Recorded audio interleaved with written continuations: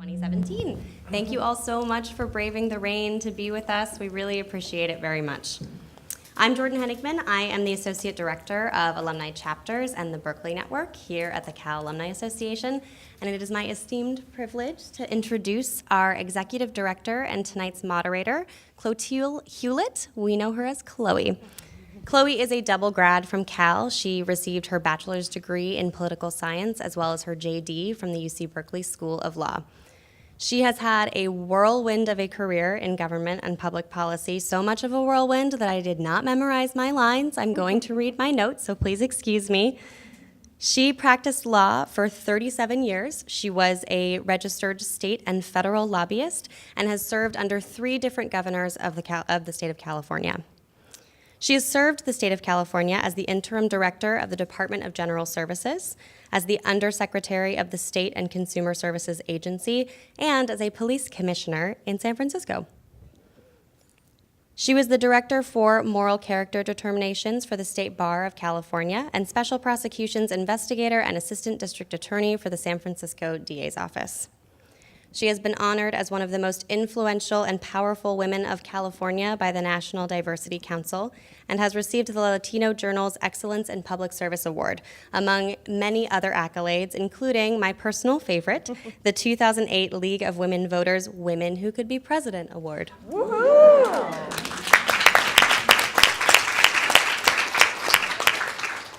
I could go on and on, but our time is limited this evening, and we understand that we're keeping you from the bar. So without further ado, please join me in welcoming Chloe Hewlett. Well, welcome everyone. I am so overjoyed that all of you have come to join us this evening. In particular, I'd like to give a shout out for our board of directors of the Cal Alumni Association that are in the house tonight. We started the Alumnae Career Advancement series with women's career goals and unique challenges in mind. Our hope is to continue developing these series by integrating regional and industry-specific events to enable your professional networks to grow in meaningful ways. And I'm pleased to say, we're also building a virtual networking tool called the Berkeley Career Network that will allow you to connect with Cal women from around the world who share your career aspirations. It will be our own LinkedIn. I cannot stress enough the importance of your input, and I hope that you'll keep in touch with us while these additional services develop. In the first year of our program, we've focused on making strides in male-dominated industries, from banking to sports journalism. This July, we hosted a panel at Pinterest headquarters in San Francisco, focusing specifically on women interested in careers in software engineering, and we know that that area needs a lot of work. Tonight, our focus is women in the public sector and the public eye, which poses a specific set of challenges, and this area in particular is near and dear to my heart. Tonight, we aim to create a safe space for women in our Cal community to openly share their stories, the anecdotes about work that we don't necessarily discuss at work, because sometimes some of us can't. Now we are live streaming tonight because we are reaching out to all the women who could not be here. If anyone in the audience has a question that they want to ask us after the live streaming ends, if anyone wants to ask a question in private, I want you all to know that we're going to be here for you. We left as much time for questions and comment sharing as possible, and we urge all of you to participate. We are not holding back anymore. And we'll continue our conversations during the networking reception directly after the panel. So let's begin. I'm honored to be surrounded by so many dynamic women.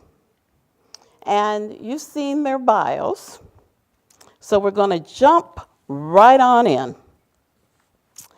And I would like to ask each one of you to tell us about where each of you are today in your career and where you started. And we're going to start right at this end of the line, our very own controller, Betty Yee, and go right down the line. Great. Thank you, Chloe, and thank you. It's really a pleasure to be back on campus and to be part of this panel with my co-panelists who I'm just really honored to share the stage with. When I think about my career, it's probably had some pretty non-traditional kind of pathways, but I never thought ever, even in my wildest dreams, that I would end up serving as the CFO for the 6th largest economy in the world as California's state controller. But my path to this really was honed after 35 years, almost 35 years, doing work in the public finance and tax policy arena. And it was something that I started at a fairly young age because I learned at a fairly young age on a personal level that pretty much in everything that we do in life, in our personal life, in our professional lives, that money drives everything. And that certainly as I looked at being an advocate to my immigrant parents who ran the laundry and dry cleaning business on the west side of San Francisco, raising 6 kids, 5 of whom graduated from Cal, was something that really began my thought about being in public service. And that was being part of a family who grew up in a family business. The best employees for my parents were the kids. And for me, and I love telling the story because this is becoming more and more of the common immigrant experience in California. But translating from my parents and being very good with numbers, handling all the financial transactions for their business, and as I finally like to say, just as I was minding the store for my parents' laundry and dry cleaning business, I now have the great privilege of minding the store for the great state of California. But really, it was where I learned the value of a dollar. We grew up poor, but I never knew a day when we were poor because we were rich in values. But negotiating with vendors for my parents, if I didn't get a good price on a gross of buttons or a dozen zippers, it probably meant that we weren't going to have that carton of milk in the refrigerator that week. So it meant a lot in terms of what money meant in our daily lives. But really what started my trajectory into thinking about a life in public service was being their advocate, being my parents' advocate, and for the Chinese American families who really didn't have anyone standing up for them before the local San Francisco school board when their children were proposed to be bused across the city as part of the school desegregation program. And being a spokesperson to them, opposing the busing program, not because we were opposed to the goals of the program, but because none of the families had a driver in the family, and should anything happen to their children, they'd have to be on public transportation well over 2 hours to get to them across the city. So it was a real hardship. Many of them had businesses of their own that they couldn't shut down during the day. And I remember testifying before the local school board at the age of 13 with exactly this statement, expressing our opposition. Went back to my seat in the auditorium, and the busing program lasted for the next 30 years. And it was going to involve my younger sister as the first class to be bused. Everything went fine with the busing program in our family, but that experience just left an impression in my mind that I stood up for someone, that I was a voice for someone. And really, throughout the rest of my time in school, being involved with student government, and then obviously looking at issues around money with the family business, and really seeing how money did truly drive everything, and that if you could be in a position to really influence the allocation of resources, how really powerful and impactful that could be. And so that was really what guided the work for the rest of my time in public service. And so being here right now is really a lifelong commitment to being sure that all voices are at the table when it comes to concerns about how resources are allocated. And as the controller today, my job is to be sure that The funds are allocated according to law. I'm the only independent auditor for the state of California. And I do believe that really what people are hungry for when they look at government is to be sure that they're being treated fairly and that there is transparency and accountability with respect to what's going on with their tax dollars. So, and really when I think about it, I don't really think about it as a career. It's really more of the sense that it's a service and I have something to contribute to hopefully make an impact and to make a difference in people's lives. Thank you. We've got some real significant money drivers in the house tonight. So, Erin. So I'm Erin Gore. What got me a seat in the table and being in this room was I was the CFO for UC Berkeley for 5 years, which was my dream job, and I was really excited to have that role. What I'm doing now is that for Wells Fargo, I run a group for them that serves higher education across the country. And one of the cool things that Wells did when they recruited me was to say I get to give a certain percentage of my time to service in the industry. So one of the things I do is I'm a commissioner for the Western Association of Schools and Colleges, and I donate my time in terms of the body that gives accreditation to colleges from UC Berkeley down to a very small college you've probably never heard of in Southern California that serves a niche market. And so that has been really fulfilling to me.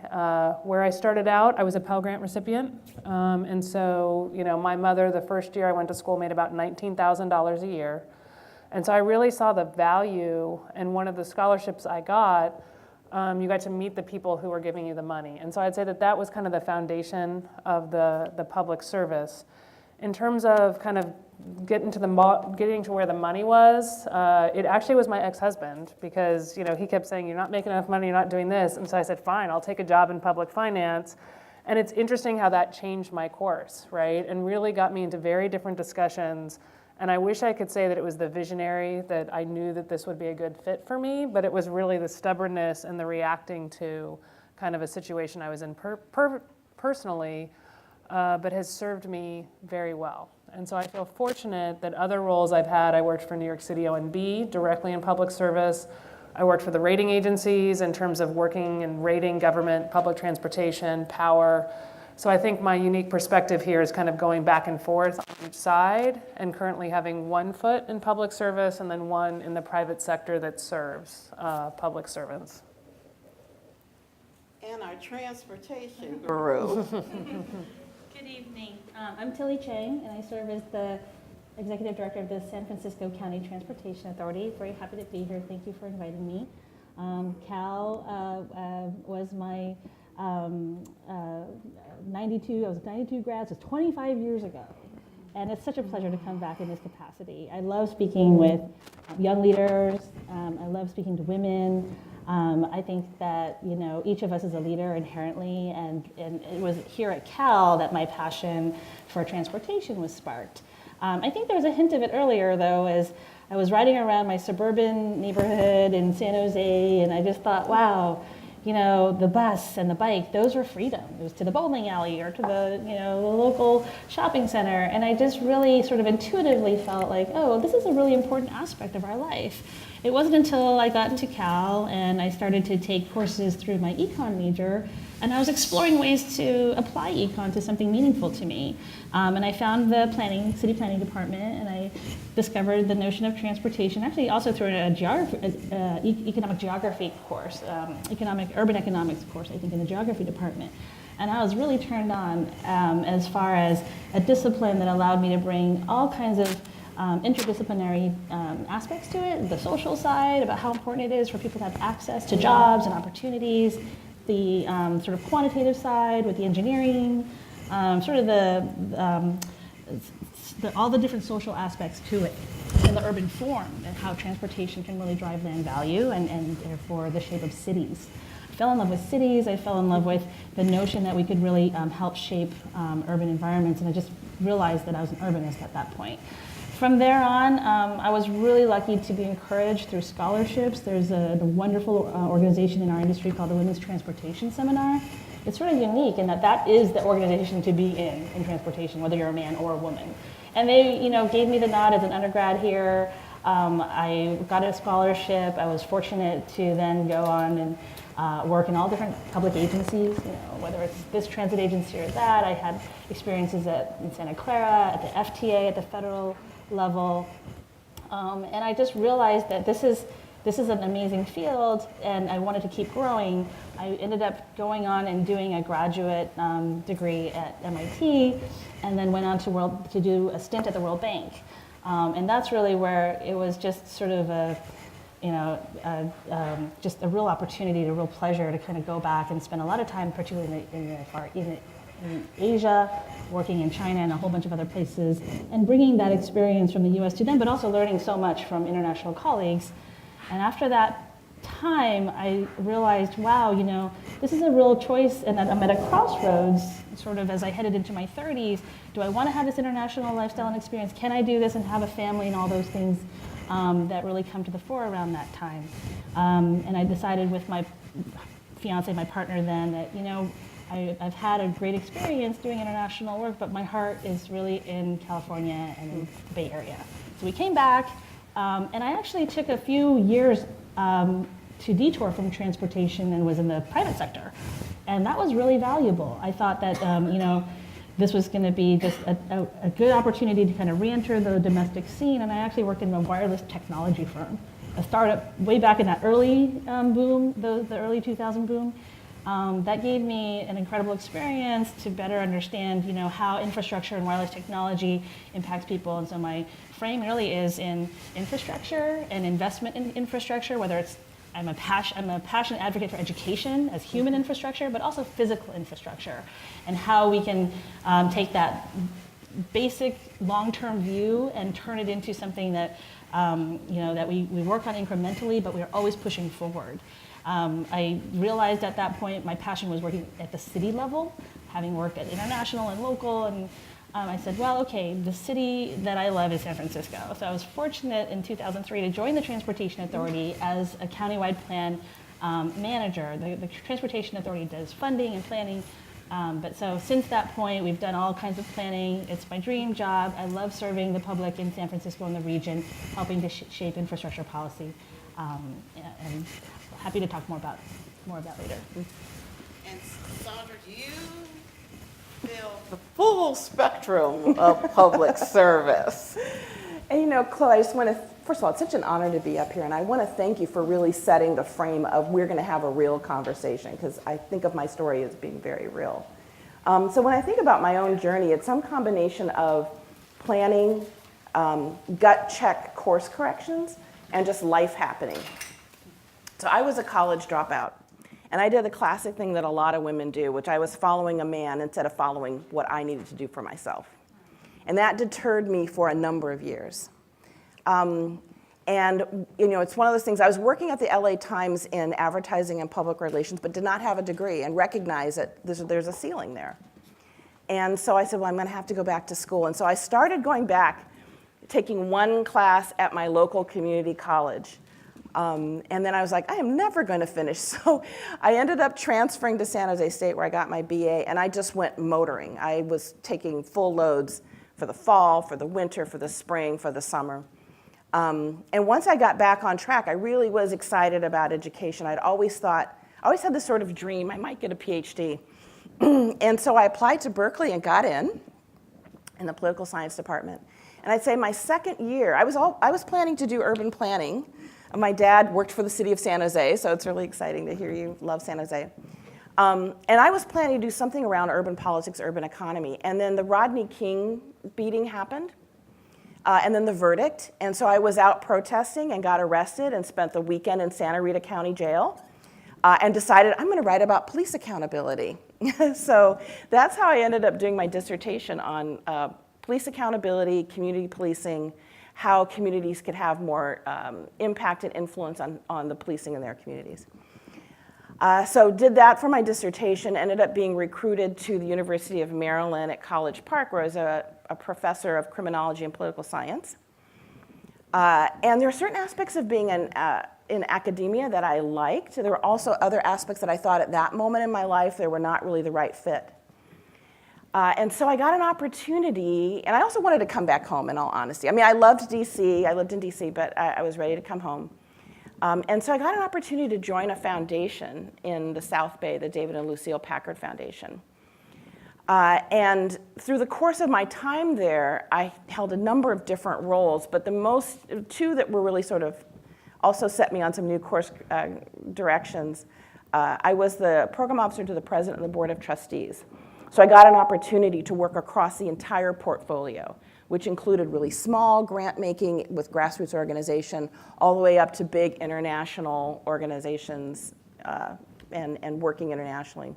And then my last few years there, I became the program officer for our Sub-Saharan Africa portfolio on women's leadership and girls' education. So we ended up, I think, 6 countries that we worked in altogether. And that is another sort of transformative moment where I realized what I learned about agency and what I learned about communities and what I learned about the ways that we look at the world as Americans that is so American and to sort of flip that lens was just eye-opening and to think about social change in a whole different way.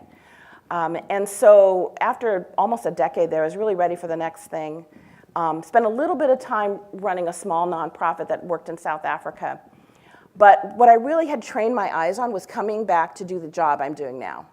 And part of the reason is when I was a professor, I'm the director of the Public Service Center, I'm the assistant dean of students. When I had been a professor, I had integrated service into my courses. So it was really important that the students got an idea of what actually happened out in the world. And one of the things I recognized, and this really became clear to me when I was working in Africa, is that unless you can connect personal change, personal transformation to social transformation, things don't stick. That is when you really get change that sticks and you can move something forward. Because what's fascinating about personal transformation is that individuals can end up lots of places as we are learning, right? And if you have those kind of leadership skills in that lens, the right person, the right people in the right places can completely shift things. And so I wanted to be engaged in work in building that next generation of leaders who had that lens and were thinking about that. So I have to tell you, every day I come to work and I'm just like, I can't believe I'm getting paid for this. This is great. Thank you. Now, you each have had many years of experience making critical moves to advance your careers. And I know these decisions are not easy to make, particularly for women who are maneuvering in male-dominated spaces within the public sector. In the beginning, it is very important to identify our allies at work that you can confide in. Whether you're at the crossroads or just seeking guidance on the day-to-day, I call this our board of directors. That said, we know the statistics. Women hold just 23.7% of statewide elected executive offices around this entire country. Currently, there is only one woman of color serving as governor. In the public sector, Black and Hispanic women represent a dismal 2.8% of leadership. Very dismal numbers when we all know in this room positive change always begins with women. So I'd like to ask each one of you, how have you identified advocates at work, created your own board of directors, particularly when personal or political perspectives of the organizations in which you have served differ from your own? And I'll start first with Erin. So what I would just start with is I would encourage everyone to ask people to be in your kitchen cabinet or your board of directors. I'll never forget when I moved to New York and I was now heading up a public finance group. focusing on higher ed. And I went into one of these industry groups that sort of knew me, and I literally looked at the other women in the room, and I said, I've never done this before, I need help. And I was actually shocked that people took me aside, and we brainstormed for almost 2 hours. And so what that experience taught me was, one, I was of course nervous walking into a group of my quote-unquote peers, although they all had 20 more years of experience than me. They were almost all competitors, but I would say that they took me aside and said, hey, how can we help? It was interesting that when I took the job at UC Berkeley, I literally would call people up and say, hey, you're a Berkeley alum, you're the VP senior muckety-muck of your university, can you help me? Not one person ever said no. And so I would just say that that is a really powerful thing, and getting other people vested in you has served me very well. And I'm very fortunate that early on there were, until I got to that higher level, I didn't have access to those women. So I would say earlier on it was predominantly men, but then as I became more senior, or now, I'm looking to be on more boards, just asking has really opened a lot of doors, as long as after you ask, right? You've got to be succinct on what you need. You've got to have ideas on how concretely they can help.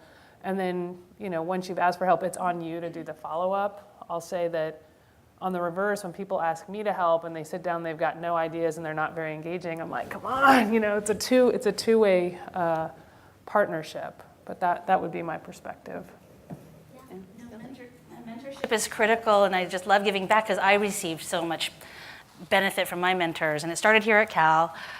Betty Deacon, who is amazing. Yes, okay, thank you. So she's, I think, coming back and being honored very soon through ITS. So she was my professor early on in urban planning, and really encouraged me all along throughout my entire career. So I just have a big shout out to Betty, another Betty.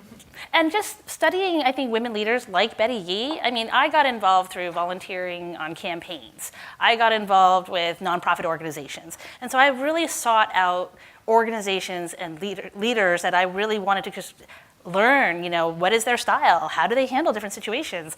Oh, that's how she handled it when somebody just completely ignored her comment, but then somebody else made the same comment, and then she kind of stood up for herself. So I think by studying different women leaders, you can sort of have informal mentoring by just really just paying attention and then just communicating, as Erin said, with following up and say, I really appreciated how you handled that. And people love to hear that you've actually paid attention very closely to what they've done. And then they're very much more open, I think, to also helping you in whatever way that they can. Don't be shy. Also sign up for different training programs. I think that there's so many programs out there. There's fellowships and grants. It's just let that elbow grease, right? So where luck meets opportunity is, just showing up and taking that initiative. There's lots of organizations out there designed to help you, lots of networks, and just knowing what they are is really important. I was fortunate to be mentored by a good friend's sister who took me under her wing when I first showed up in DC, didn't know anyone. She remains a really great friend of mine today, Emily Morase. She's on the school board in San Francisco, and she's also the executive director of the Commission on the Status of Women in San Francisco. Emily early on said, she basically took me under her wing and said, I'm just gonna just kind of guide you here and there. And I was like, thank you so much. I felt totally lost coming to DC. In San Francisco, when I got here, she was already here. She pointed me to Emerge, which is a Democratic women's training program. And there I just found a whole just plethora of amazing women to work with, to learn from. They teach you things like how to hover. Hovering is a skill. And these are the little things, all the way up to the big things, that can really help you across your entire, your whole life, not just your career. Daddy. I think in terms of building a kitchen cabinet, first place to start is just being honest with yourself about acknowledging what you don't know. And it's, I often find that we put so much pressure on ourselves that we have to be the smartest person in the room. Well, I can tell you, you don't have to be the smartest person in the room. You have to be the most resourceful person in the room, but certainly not the smartest person in the room. And so, I now feel like I can kind of go up against anyone on any issue and do just fine, because I kind of know where my resources are and what I can rely on. But I would say in terms of the advocates, my early kitchen cabinet members, when I first thought about running for office, were all men. because there weren't a lot of women in elected office. I did succeed a woman on the tax commission board, and she was a great political mentor. But in terms of just being a mentor in terms of my overall development, I really did resort to a lot of people who were familiar with my past work, who knew about my abilities, and also who were just going to be very brutally honest about how I was going to overcome some of the challenges I was going to face in the environment in which I was going to be working. And so not to be afraid, getting out of your comfort zone, and as Erin said, ask, but also don't surround yourself with kind of yes people. But really stretch, because this is what it's going to take to really be the most resourceful in anything that you undertake. So, but the first thing is just being very honest with yourself and assessing with yourself, what is it that you really need help with, and to not be afraid to pursue those resources to help you. Sandra. All of the things that the other panelists have said, and I had a similar experience where, if I look at my group of support, there's been a lot of men, and partly that I think is, again, the nature of the work, but partly it's been, I agree that it's asking, and those were the people who were around, and they responded. I've gotten great feedback from men, and support and direction. That said, there are moments in my life where I have felt like you're making a big leap. And I'm kind of a friend collector. So every point of my life, I have friends that I've gotten, and I'm like, you're never getting away. And what's fascinating about that is that, at those moments where I felt most vulnerable and maybe even a little fear about some decisions I had to make, those women, and they're all women, have just leaped in, and I literally have felt them catch me. I get a little teary about it, because it's at that moment when you just know that your friends are holding you, and they're like, don't worry, it's going to be all right. We're here for you. You can make it through this, and here are some ideas. And you get one friend of mine for a month sent me little gratitude emails every morning, because you need gratitude. But all of that is to say, it really is, though, you have to be willing to be honest about who you are, ask for what you need. Don't be afraid to be vulnerable to those folks that you feel you can have that level of trust with. And it is kind of amazing. People love to mentor and love to support. So people really do kind of leap into that space. Sandra. I'm going to start with you with the loaded questions. I can't resist it. There are a few organizations as male-dominated as police departments. They're the true OK Corral. And you conducted your doctoral research exploring police behavior, community organizing, and the dynamics between police and communities of color in Oakland and Seattle. As a woman of color in a position of leadership within environments like law enforcement, what issues did you face navigating that space? And what has that experience taught you about the unique challenges for women of color in the public sector? Great question. So I would step back a little bit, because I grew up in San Jose. At the time that I was growing up, we were the only black family in our entire neighborhood. So for my whole entire elementary school, it was me and my brothers, which had a whole number of challenges. And what I didn't know at that point is that was a training ground for my life. Because I'd say almost every setting I've been in, I've been kind of one-off, right? So I was a transfer, went to San Jose, I was a transfer student to San Jose State. I went to San Jose State and came to Berkeley, where most of my classmates had gone to Ivy schools, studied police. Even when I worked in philanthropy in my organization, most of the time I was the only black person there. So in a way, I think what's the good part about that is, the gift in that is, I'm very comfortable being the only. And it's something I've learned how to navigate. I do think police departments are a little bit unique. I spent many, many hours, I always say this, many, many hours willingly in the back of a police car, And it really varied in terms of how I was treated. But I will say this, one of the things that I've come to recognize and to own is that there's that moment when you're the only where you're like, am I crazy? Like, am I seeing what I'm seeing, or am I crazy? You're not crazy. You are seeing what you are seeing. It probably is some permutation of racism or sexism. It is happening. That said, your point of power is deciding what you're going to do in that moment. And sort of intuitively, I had sort of skills that I developed over the years, but it wasn't until I went to South Africa that somebody gave a language to it. And I was working with some students there who had been grown up in the townships, were training to become teachers. We're often in situations where, it's South Africa, so that history is very much alive. And one of the students said, when I'm at that moment where I realize that someone is treating me differently, I take a moment to find myself. And I find what is true for me in that moment and how I want to show up. And I make a choice. And what was great about that for me is sometimes that choice is, I'm going to address this. Sometimes that choice is other things that you might want to do. But being true and authentic to who you are and finding that moment.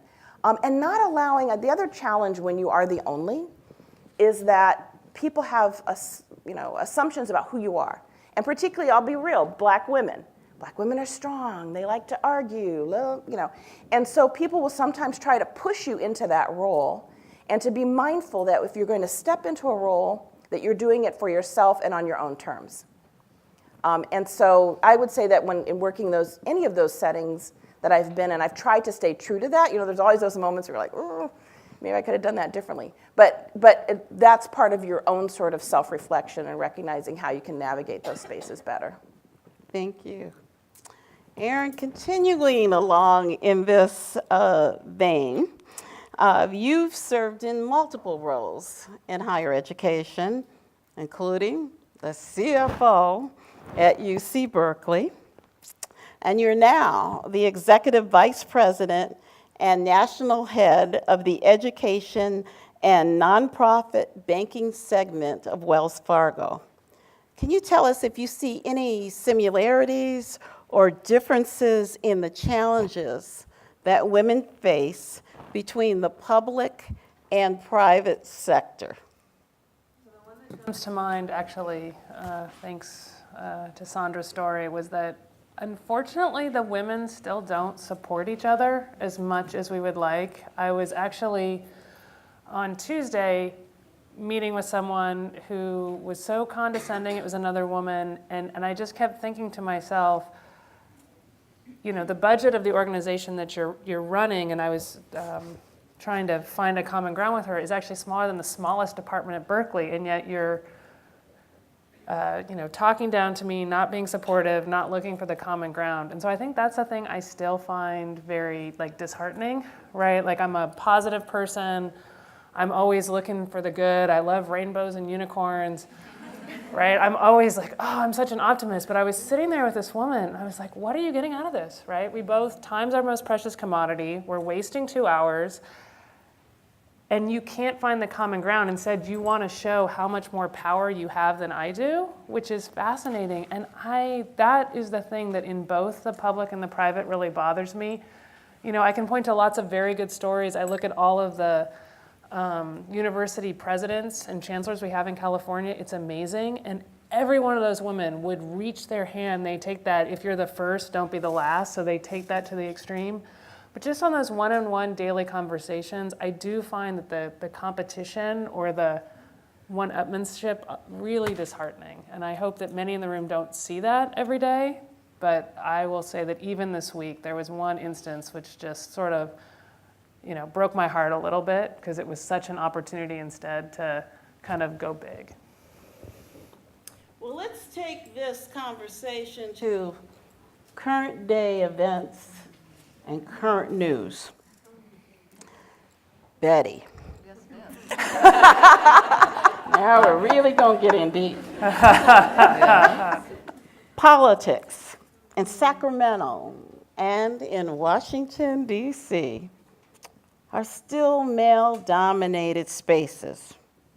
As California's state controller, you were the 10th woman to be elected to statewide office.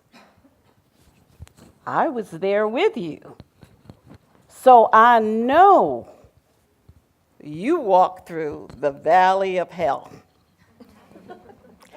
Please tell us the challenges you face during your campaign, taking on the big boys. How did you keep hope alive and maintain your determination?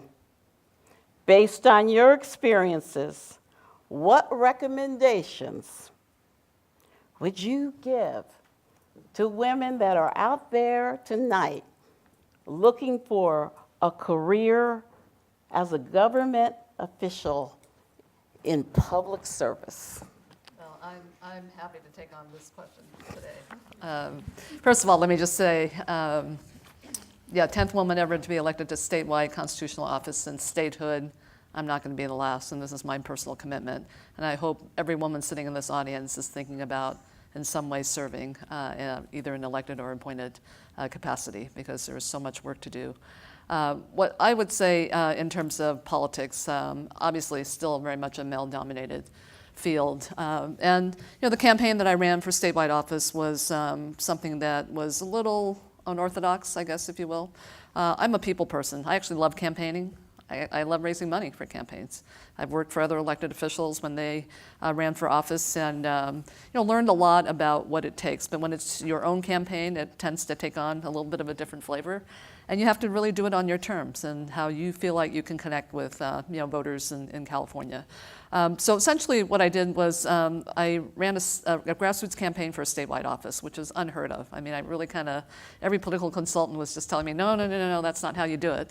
To which I said, but yes, because I have to do this because I'm running against, in the primary, the Speaker of the California State Assembly, who has a lot of money, a lot of power, and has a lot of connections. But I also felt going into this that I was really the most qualified person to become the next controller of California.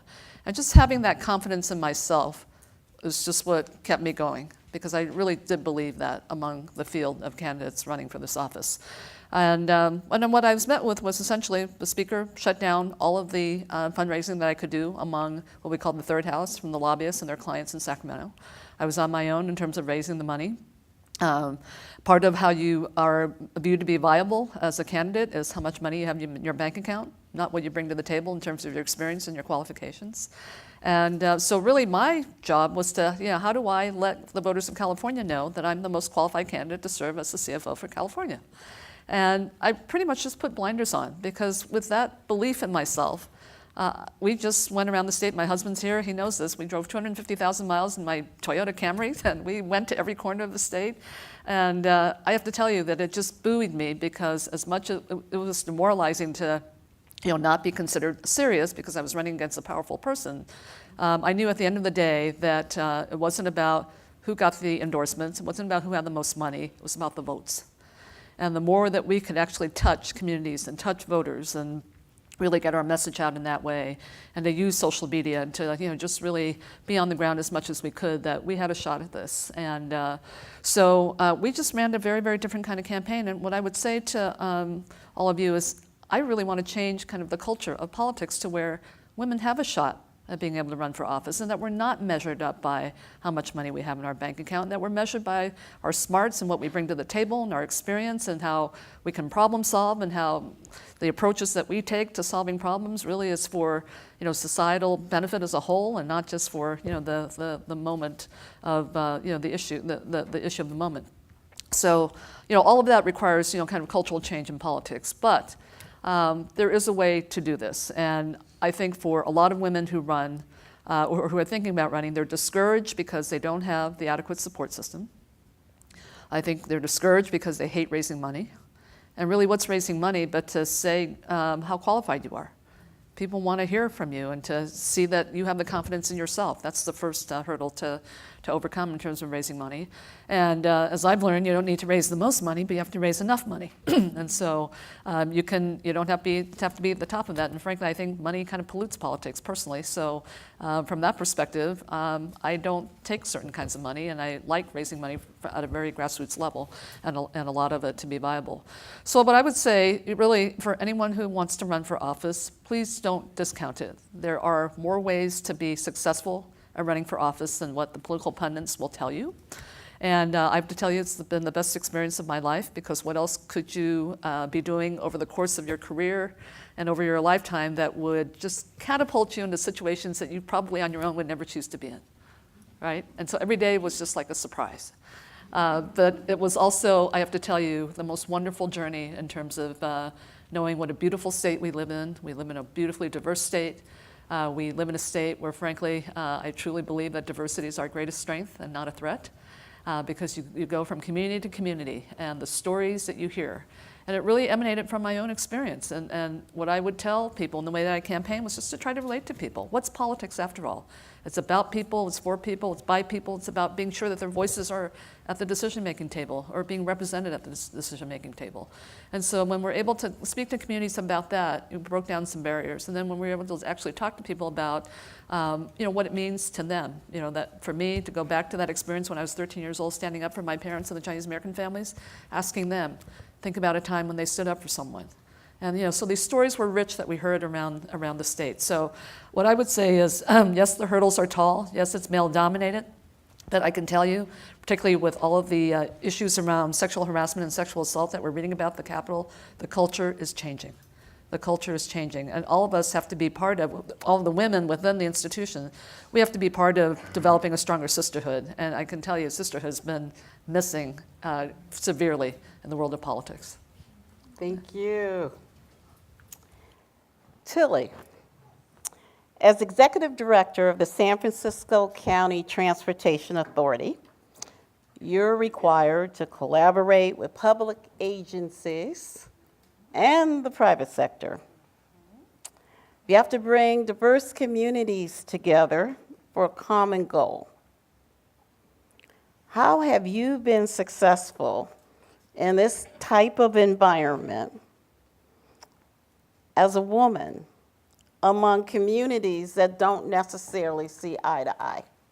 Oh, good. All right. Well, let me tell you, San Francisco is such a pleasure. It's a nirvana for planners, because everyone's interested. Everyone's an expert. It's not. You don't just get like 5 people coming to a public meeting. You get like 50 or 500.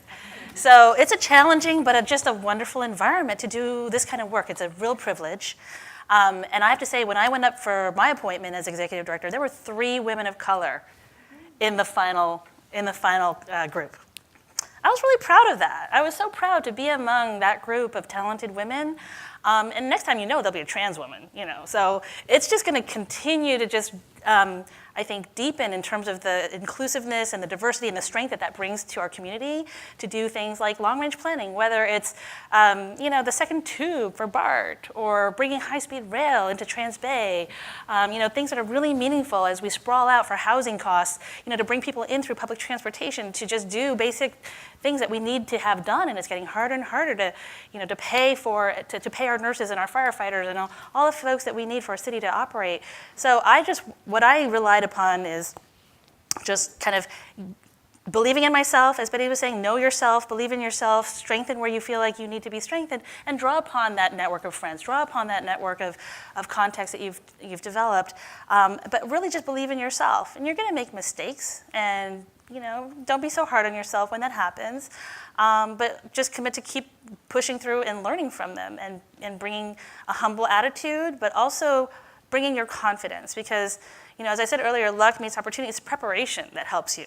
So being prepared in that moment really will help you navigate all those knowns and unknowns as you try to bring people together. And that empathy, having that perspective, will bring people hopefully to that process in a way that's more open-minded and being willing to hear from your neighbor across the street, who may not believe we should take that parking space out and put a bike lane in. or but then listening to your neighbor who really relies on that 14 mission going faster than 5 miles an hour because you don't have an hour to take your kid to school across town and then come back and then go to your own job.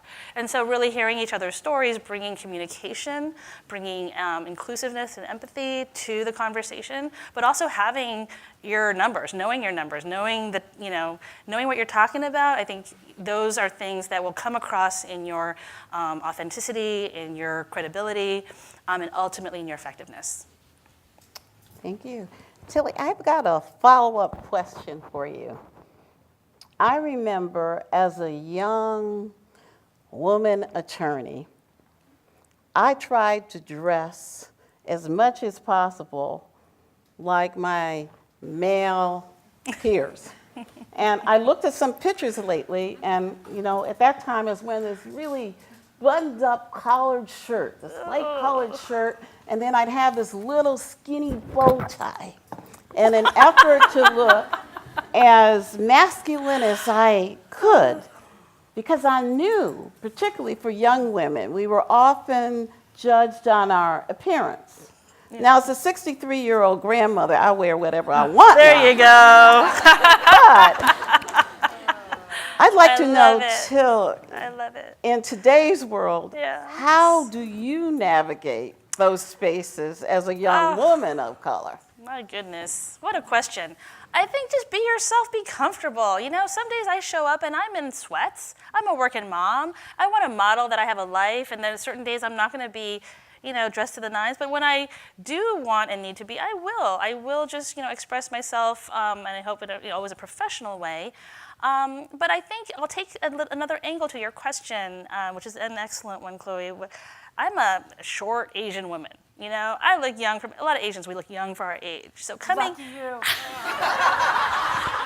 I'm putting this in a sort of a more like a disadvantage type thing. But you come into a position of leadership and you're shorter and you're younger looking, and I was a fairly young manager and ED, and you just have to accept that off the bat there's a bit of a disadvantage in terms of being taken seriously, in terms of being able to to persuade people perhaps. And I think just being patient, being over-prepared, hopefully, as much as you can, and to really convey, your ideas persuasively, and perhaps in, being willing to repeat them a few times. I think that over time has really paid off. I don't really feel that anymore the way I did when I first came into my position. And it does go to how you dress. So sometimes, you're going to have to conform a little. But I think depending on your community and your environment and how much you're willing and able to kind of back it up and be yourself and let that be the overwhelming message that I am being authentic with you. If I happen to have different earrings or a different hairstyle that you might, that becomes less, it's not even relevant, right? It's just a distraction. So what matters is the quality of your ideas, the character, all the things that you guys know. But just believe in that and have confidence in it. Now, before we open it up for questions and comment sharing, let's discuss the age-old question of balancing work and family life. And this is a question that traditionally affects women's careers more than men. In particular, for women who have roles in government and public service, sometimes you have to work 24 hours a day, 7 days a week. How are you able to integrate work and family life? Whether you're raising children, trying to have a solid relationship with your partner, or being a caretaker for a loved one. Is Superwoman even possible? On the converse side, how have all of these roles that many of us have, how has that enhanced our career? So I'm going to start with you, Betty, again, and go right down the line, and then we're going to open it up for questions. Okay. First of all, I have a very supportive husband who is retired and supports the work that I do, that pretty much I do 24/7. So having that anchor certainly at home and in your personal life definitely is key. But what I would say is, I've seen many of my peers really forego the when they had an opportunity to have children of their own, really forego that opportunity because they wanted to be successful in this field. And many of the women not having regrets later in their lives, but some having regrets. And so it is a sacrifice of time.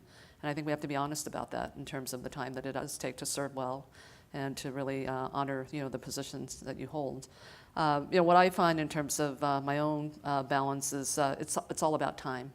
And if I can just really find that time, that's my time, the Betty time that gets scheduled in the calendar as Betty time, and take the Betty time and encourage my support system in the office to get me out so that I can take my Betty time.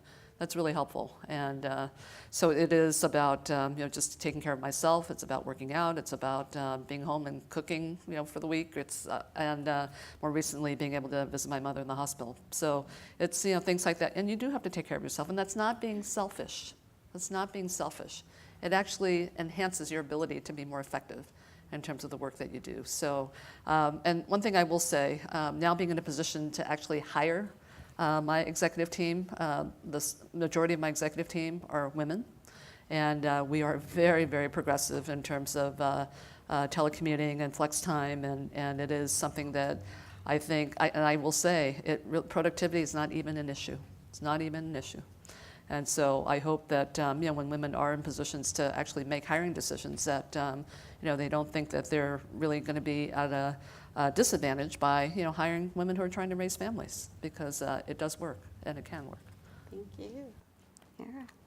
So I'll say that after getting divorced, I was single for a very long time, and then now I have a partner, and I'm fortunate enough to be a stepmom to 2 boys, and so my partner Thompson has been the lead parent his whole life. So that, I would say, is a huge benefit and was a good learning lesson to me as someone who kind of jumped in midstream to someone in elementary school and another in junior high school. The other thing that I would say has been really helpful, having dated a lot of people, that Thompson's flexibility has been fantastic because he travels with me for work. And at first, as a fiercely independent person, I was like, wait, we're moving into the same house and you're traveling with me for work? Like I was sweating. I was like, oh my God. And he calmly pointed out, he's like, there might be a reason that you were single, right? Like, he's like, you gotta kind of.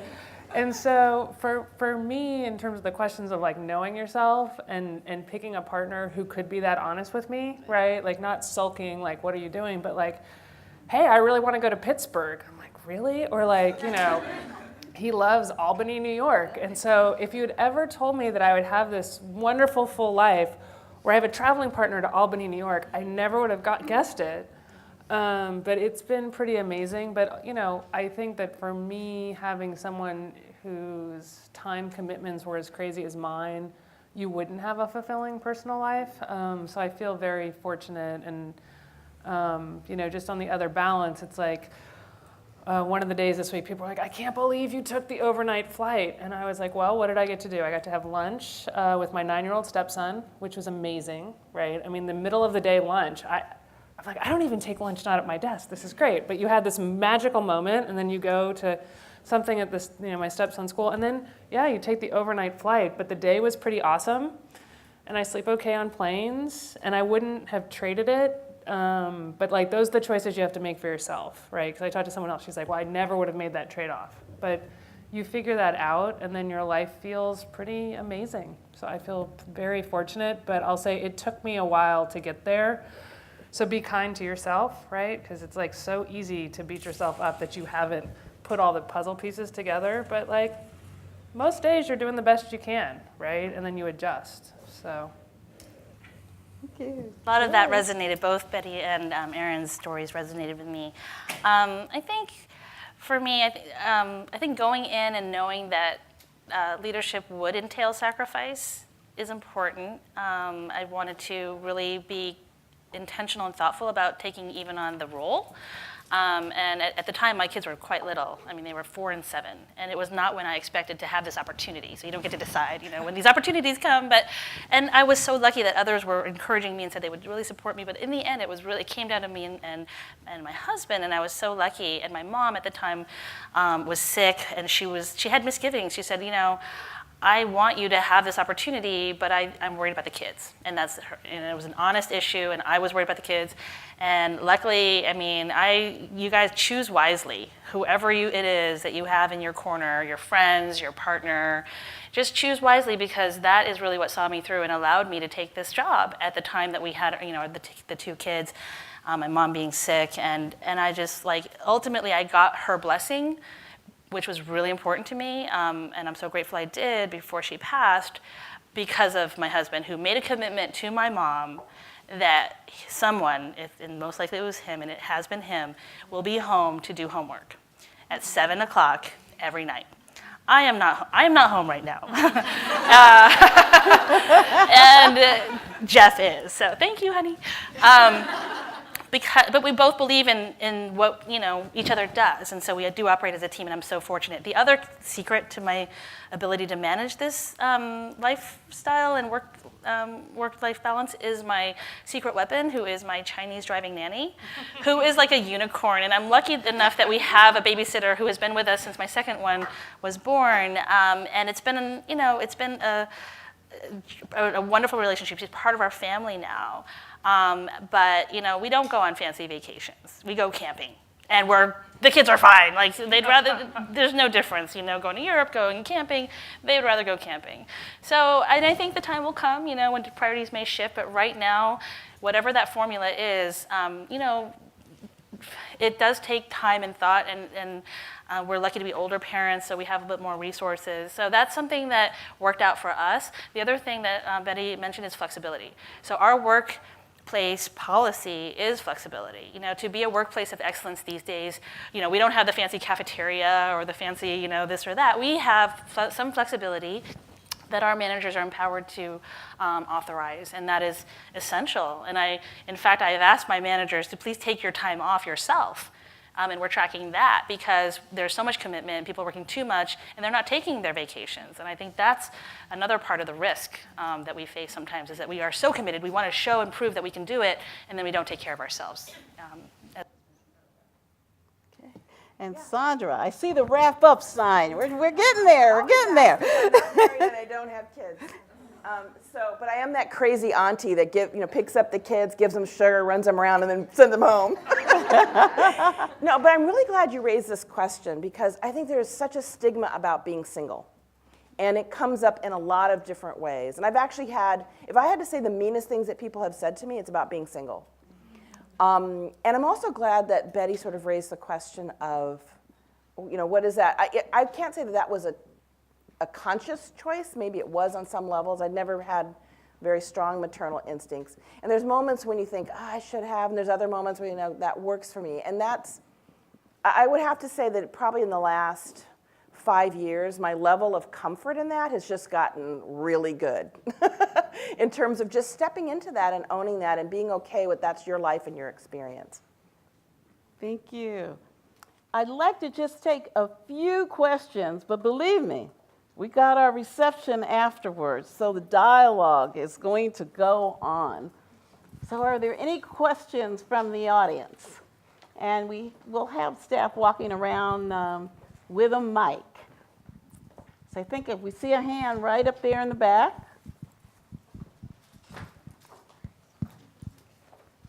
And please tell us your name. Yeah. Good evening. Thank you all so much for being here tonight. My name is Christy Sham. I'm a current junior studying political science and economics. And my question is, what is one actionable item that you think all of us here in the room today should walk away and kind of think about what we can do in our immediate futures to help empower ourselves and the people around us? And let's just, which one wants to answer that question? Actionable item. So I'll say this, so you go out there tonight, right, you meet 5 people in this room, you linked in with them, and you try to find some connection, right? So I would say that that's an actual item when you're here, is to hold yourself accountable to actually having some sort of connection with 5 people in this room, including 1 person on the panel. Thank you. Add to that is I think what I think the secret to networking is to actually care about the people that you're meeting. You know, you can tell people who are working a room, and you can tell people who are like, I'm interested in who you are and what you do. And that little bit of difference makes all the difference. So one of the things when I made the decision I was going to run for public office, can you hear me? Was, you know, we talk a lot about being honest with ourselves, and I don't know that, particularly as women, we really take the time to do that. And so I'm going to encourage you to do something, and maybe not be now, but at a time when you feel ready to do so. And that is to think about just writing a 2-page biography about yourself. I know that sounds really strange, but it's not your CV or your resume, but who's the essence of you? This was something that one of my kitchen cabinet members had assigned to me. It took me about 2.5 months to do. It was like the hardest thing I've ever done.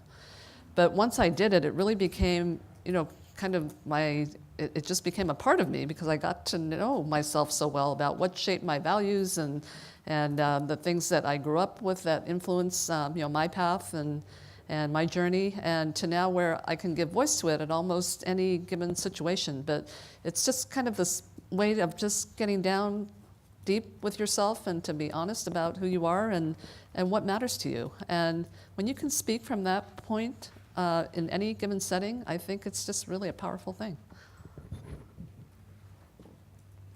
More questions? Let's see. Oh, wow, we got a lot of hands up.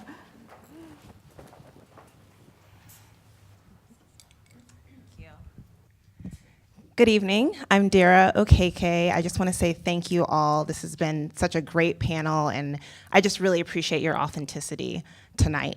I am a practicing attorney. I've been practicing for about 10 years, and I know when I first started practicing law, and growing up, I was very shy, hated public speaking, considered myself, and still do, an introvert. And so I realized early on in my career that those were some things that I had to figure out and somehow overcome to be a successful lawyer. And so I'm just interested to hear from each of you, or whoever feels like sharing, what are things about your manner or your personality or just kind of your way that maybe when you started your career, you realized, okay, I'm going to have to hone this or develop this or somehow transform myself to be successful in this field?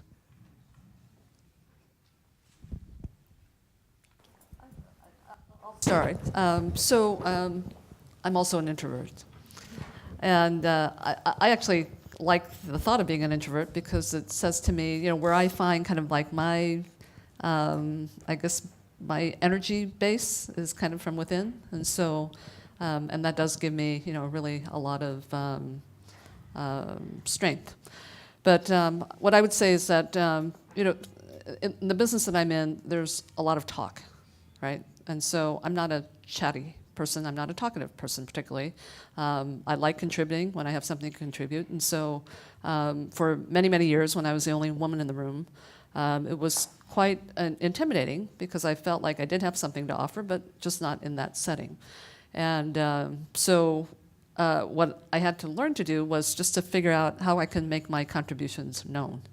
And a lot of that had to do with just really understanding, you know, what the outcome of whatever meeting I was going to was going to be, and then really trying to think ahead with respect to how I can, you know, really contribute effectively to it and to really show that I could bring value. And to me, that was kind of the way that I could figure out doing it in an authentic way as far as, you know, what I had to contribute. I can tell you, the men in the room, they thought it was actually quite trivial.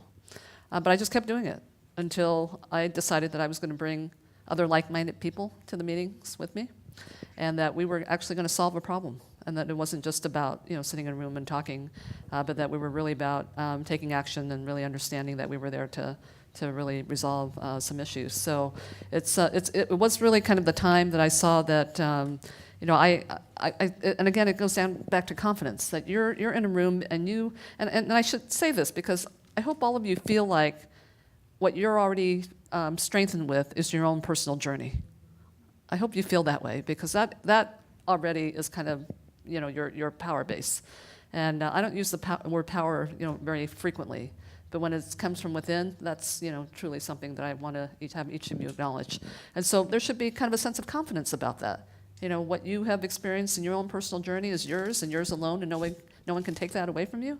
So how do you then apply that in terms of the different settings that you're put in, or that you choose to be a part of? And you'll find ways to be creative about then how to really make a contribution. And to me, I mean, public service, that's kind of what it's about. It's about, you know, how do we make contributions so that we can actually affect, you know, positive change. Go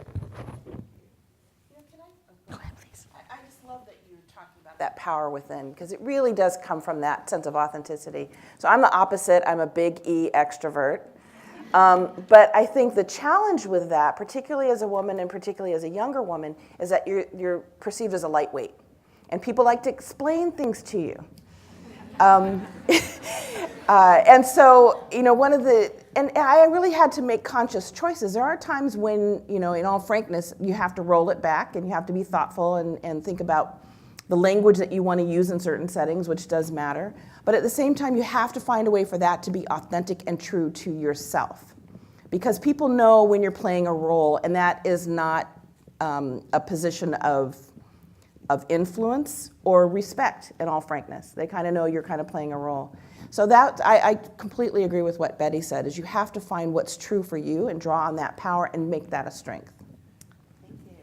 Now we have time just for 2 more questions, and then I'm going to really have to wrap it up. So, where's the mics?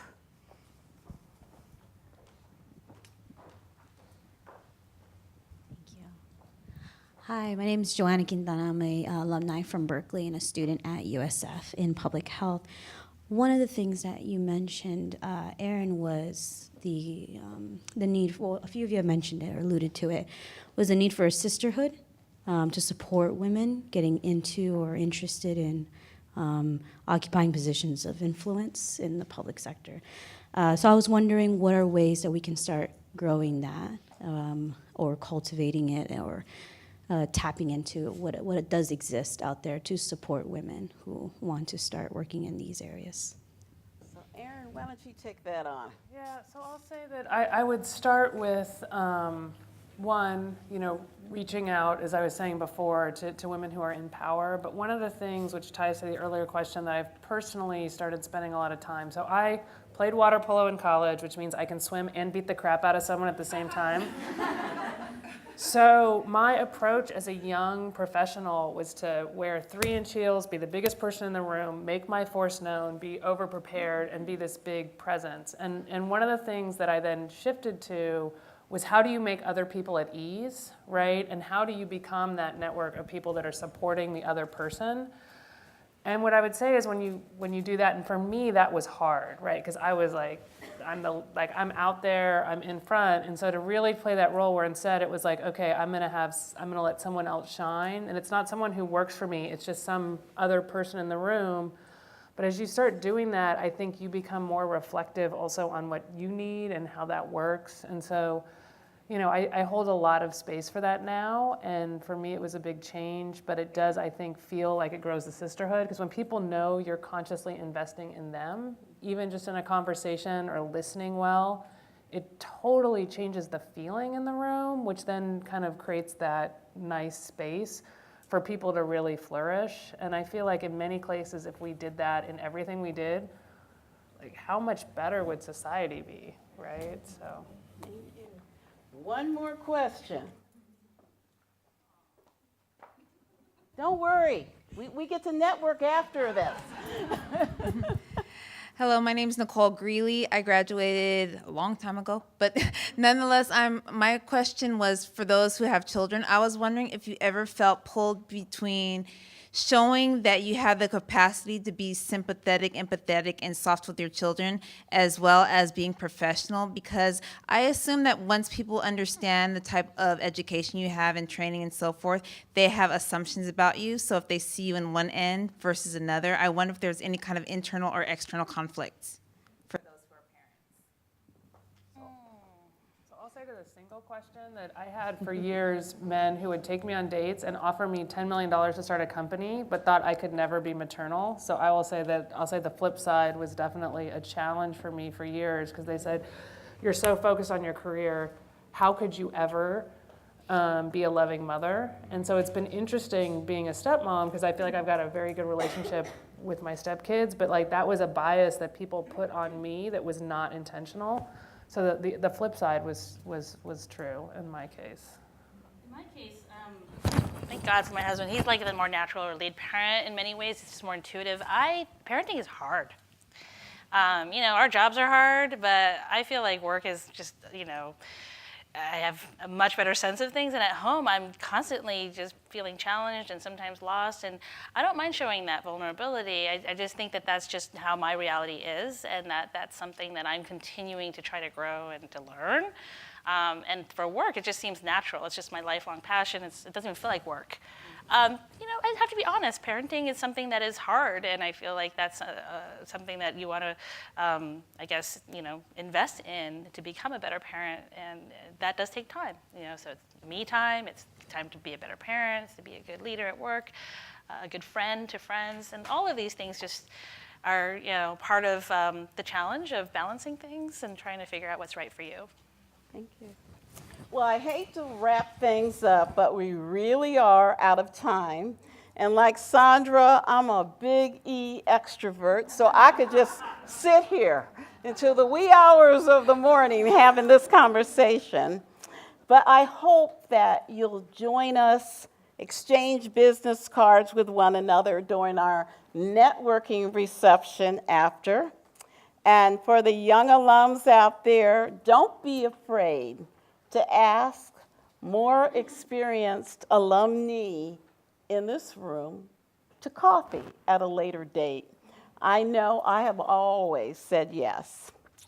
And we hope to see you at another Alumnae Career Advancement event soon. And if you're feeling really energized tonight, we're looking for volunteers and champions to help us coordinate regional events just like this throughout the state. There are surveys on the reception table and in the lobby where you can leave your information. We'll send you a thank you email to each of you with more information about current and developing programs. And come find us during the reception if you have any questions or you want to get involved. And let's give a round of applause for our incredibly dynamic panel. So please join us afterwards for some hors d'oeuvres and wine while we continue these conversations into the night. Go Bears!